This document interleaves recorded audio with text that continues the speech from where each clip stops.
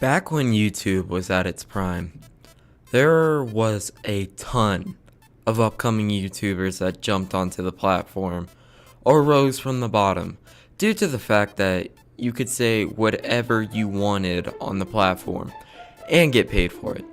Although there were several individuals that rose up at this time, like Pyro, Grade, Scarce, one person really struck the goldmine of Western YouTube and pioneered a new type of genre alive.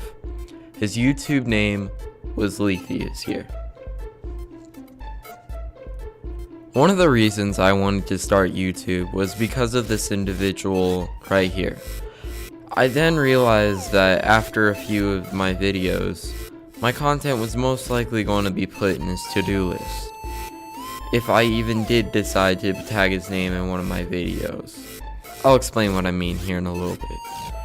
His fan base had a certain touch of edginess to them, which Calvin did find funny, since they usually would match his persona with a nice high quality jug of Clorox. Good stuff right there. He definitely would question his audience and why he attracted such a group, but he just went with it and continued to make content. His audience probably began like that because he had that feud with Mr. Black Darkness 666. Keep watching to find out more. And Mr. Black was a shady emo-like character, but moving on from that, his fan base was called the Reptilians from time to time due to a common comment span where his fans would say hiss and a website spans where they would say things like Leafy-like. And again, the phrase hiss on other websites. This would cause the website users who scroll over these comments to soon learn about Calvin, which would result in them visiting his channel. His persona as the Lizard King eventually got him recognition from the hacker group to tweet hiss at Leafy once. Some people may think it's the other way around, not too sure though, so it is what it is. But it became a pretty big insider joke in his fan base. A fan base description isn't good enough though. Time to get into Leafy's origin and backgrounds by themselves. To give this video more flavor, I brought a friend to explain his upcoming. Leafy's full name is Calvin Lee Vale. Not many people know what he did before YouTube. Leafy officially joined YouTube on October 7th, 2011 at age 16. Although the only non-deleted piece of content Knight could find was on May 27th, 2012. This video was a Minecraft Let's Play titled Minecraft PvP Server Let's Play Part 38 Extreme Rage. You may notice that the video is 38th part of the series, which means that there is more to the uploads, but all the videos from earlier have either been deleted or corrupted over time. There seems to be a clean video from 3 weeks earlier, which also happens to be a Hunger Games Let's Play, but he seems to have privated that one along with a couple others. Highest number of videos to this Let's Play collection stands at 38. The Wayback Machine couldn't find any more captures to show his other videos. Then after a little more digging, the captures showed that the 30-second video on the platform was posted a month ago, and with a little bit of math, we can learn that he started his series around 5 months ago. So to our knowledge, Leafy started uploading in 2011. One of the sources we could find said something about Leafy owning a Minecraft Para PvP server before he moved on to CSGO Surf. And that the server was DDoSed, by a younger player who had been frustrated by Leafy. Calvin soon moved on and decided to play CSGO Surf, an action that soon benefited him in his soon-to-begin surprise and fame. Not much else is known about Leafy before he moved into commentary. Just that when he did, he pioneered a new genre in a way that changed both YouTube and its creators. I would first like to thank my friend for his presence in this. It means a lot to me. Alright, moving on from that. After the events of his Minecraft server shut down, he chose to move on to CSGO Surf.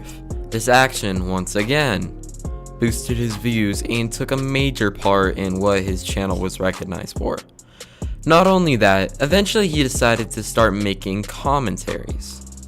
Then on January 15th, 2016, Leafy entered his first bit of drama when he uploaded "The Saddest Man on YouTube," in which Calvin found this questionable emo-like figure named Mr. Black Darkness 666 and gave his opinion on one of Mr. Black's recent videos at the time.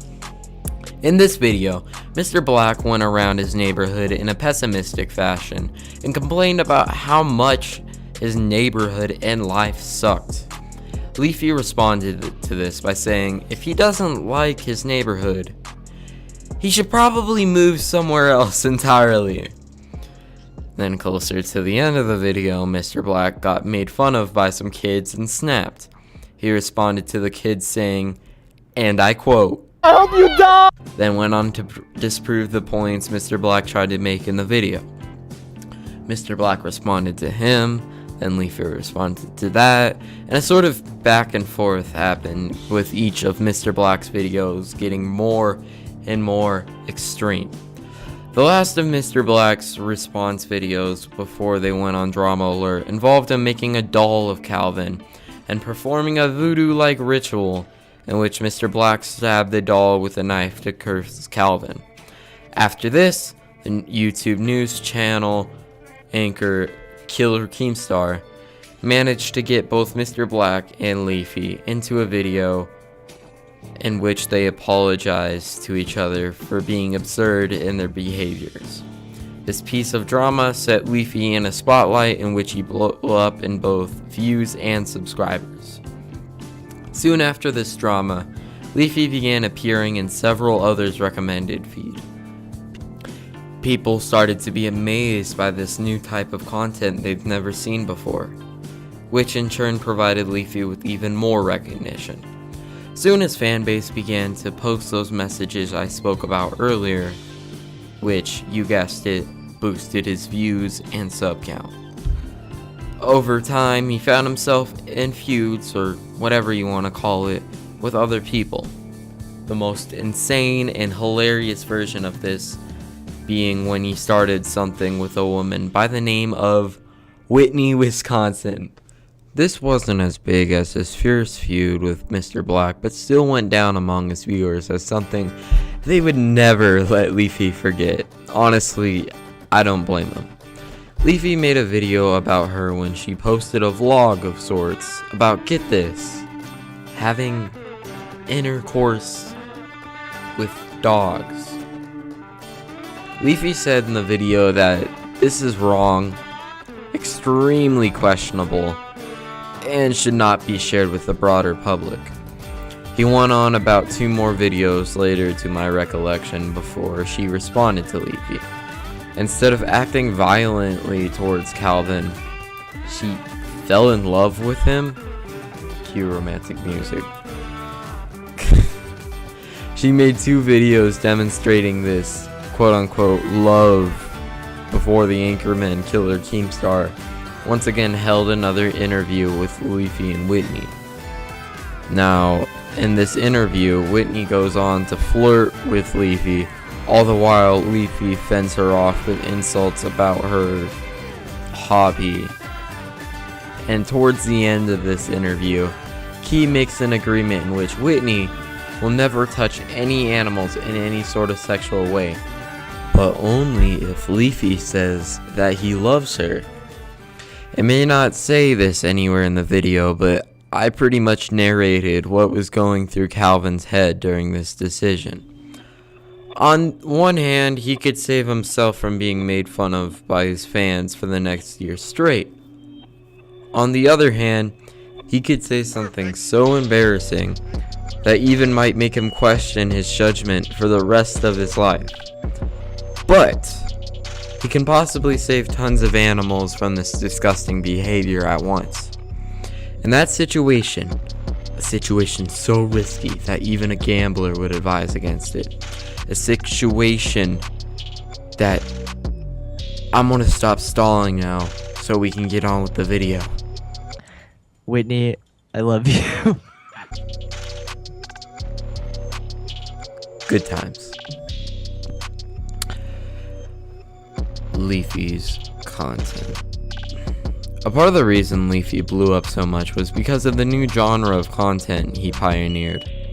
A description of this commentary mainly consisted of him watching certain parts of a video and him giving his opinion on that part of the video in the most profane yet funny way possible. Calvin was so profane in his videos that people would clock him swearing at every 10 seconds or less. That's a lot of F words. Well, he used more than one cuss word. It's whatever. Not only that, but most people would consider his comments as criticism, causing him to get into fights with more people. Fights like those provided his channel with more content and fuel. But the only problem with that was that he had no control over his audience before he insulted the person. Take the Tommy NC 2010 feud, for example. This feud sparked a light that would soon kill off Leafy's channel. Put some foreshadowing music in there. No? Okay. This all started when Leafy went after an optimistic autistic YouTuber named Tommy. The video being titled, "The Most Heroic Fedora Man on YouTube." Since I wasn't watching his channel at the time, I really have no clue what was going on in this video before it got deleted. Apparently, Leafy insulted Tommy's apparel and referred to him as a white knight. But then again, I'm just looking at the title and the thumbnail before he deleted the video. There's no way for sure if Leafy was talking to the person as a white knight. Like I said, I don't really know what was going on down there at that time. Tommy saw this video and responded with another video titled, "I'm getting death threats. Leafy is here. Why?" In this video, Tommy, clearly upset, records himself crying and talked about how he got a lot of hate from Leafy's fans. During this drama, I picked back up on the beef and observed as much as I could on the situation after Leafy posted his apology video, appropriately titled "Apology." In his creatively titled video, he said sorry to Tommy and then soon began posting a disclaimer in every one of his videos saying not to witch hunt any of the people he makes videos on. A few events later. We'll discuss those events here in a little bit. Then 2016 happened. Leafy's struggle. What I would compare the events of 2016 to is what I would compare the events of the Wild West to. Cue the Wild West music. Alright, so during the end of the Wild West, back then, there was outlaws and gangs who would rob, kill, and break several US laws. What you can compare this to on the YouTube platform is the individuals who act in an unprofessional manner and state their opinions, swear, or pretty much be unrestrained normal human beings on YouTube. What happened during the end of the Wild West was that these outlaws, gunslingers, and gangs would be hunted down. There's cases where they'd be offered a pardon, they choose to be good, or a hanging for their sins. Although YouTube wasn't this cruel, they decided to add a new monetization system manned by bots in order to dial back people who cuss or do absurd things in their videos. Since it was manned by bots, they would pretty much just flag nearly everything. And I'm talking about that time when one of Google's own ads got flagged by this bot system. It's pretty messed up. This event would go down to be known as the Adpocalypse, a time where creators of all sorts would lose revenue from ads. A ton of people were caught up in this, Leafy included. I was one of the first ones to notice what the system did to his channel, due to the fact that he was profane. He did speak about this earlier in a time, talking about how he posted an unlisted video of him having some puppies walk around, and he didn't speak in it, just had some puppies walk around. Automatically demonetized. He publicly spoke about this and said that this was unfair, but hey, he couldn't do anything about it. Moving on. Little by little, the ads began to disappear from his channel, and new guidelines on the platform caused him to question his content.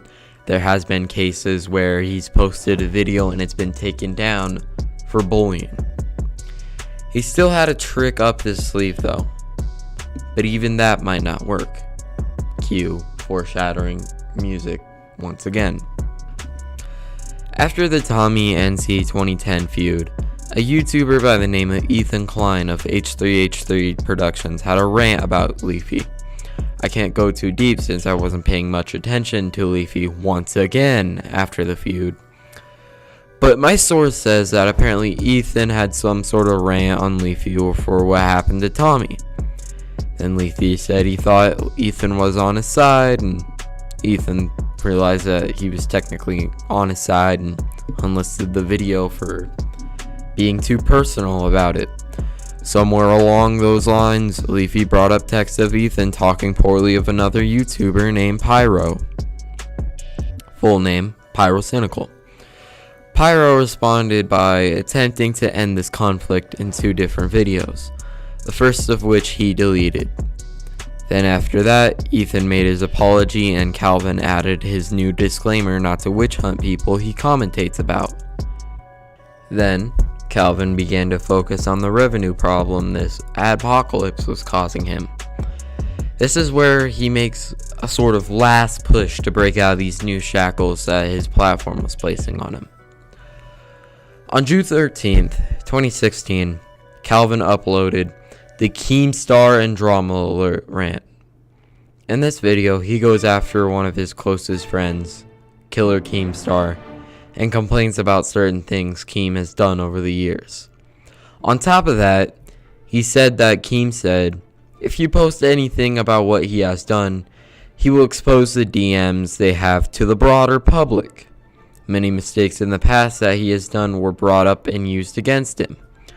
Many of Leafy's fans attacked Keemstar. Then another YouTuber named Grade A Under A along with Pyro joined Leafy in this assault. Keem was overwhelmed by this criticism and tried to fix his reputation by saying that this group of individuals were backstabbing, slandering, and ruining him. This event both blew up and provided Leafy, Grade, and everyone else attention and revenue, a vital thing that they all needed at this time. Conclusion. Even if this event warranted Leafy revenue and great amount of attention, this still wouldn't save him. Keep in mind, even if this next event didn't happen, the YouTube monetization would still get to him. On October 2nd, 2016, Hey Watch Your Mouth uploaded a video accusing Leafy of not giving a shout out or valid payment when he edited his videos. Leafy uploaded an apology video and confirmed these accusations. He lost subscribers by the thousands each day, eventually bringing his 4.8 million sub count to 4.3 million. Then Leafy finally stopped uploading on December 12th, 2017, his video being titled, "This Video Will Make You Cry." This wasn't his last appearance on the platform, however. On October 25th, 2018, the recovered anchorman, Killer Keemstar, once again interviewed Leafy.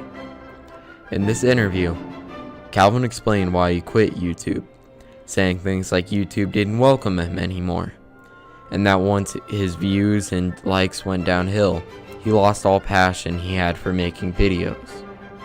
Not only that, Calvin has found a new job and has moved on from YouTube. Keem asked Calvin if he ever thought about getting back into YouTube, and Calvin responded with a, Every now and then I'll watch a little bit of like YouTube drama or something, and it'll make me think like, oh, I wish I could, just voice my opinion on this, but honestly, not really that much. Again, it's just every now and then, every few months or so.